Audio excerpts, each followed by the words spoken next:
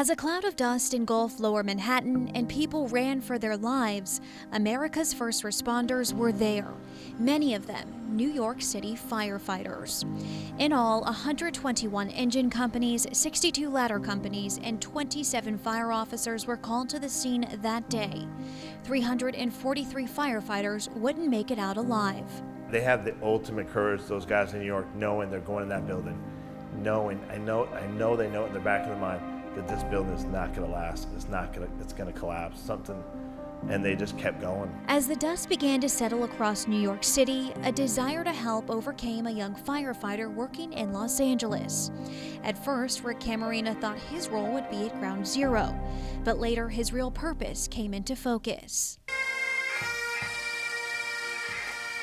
We heard there was, little as 400 or 500 people showing up to pay the respects because everybody was either working at the fire station or at Ground Zero digging, looking for their family. That's where Rick and other firefighters from across the country stepped in.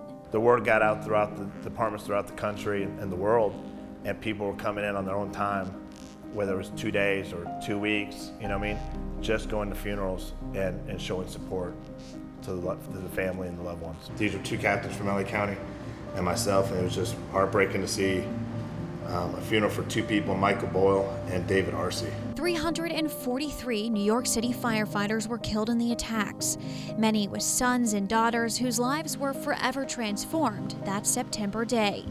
For Camarena, that reality hit the hardest. The hardest part is seeing the young kids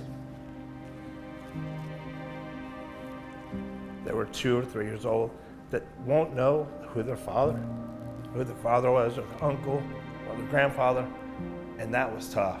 Today, Rick combs through photos he took at Ground Zero during the few hours he spent there on one of his many trips to New York City post 9/11.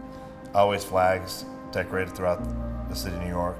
But this pile of still undeveloped disposable cameras with photos of funerals of the fallen makes it clear he's still living with those memories.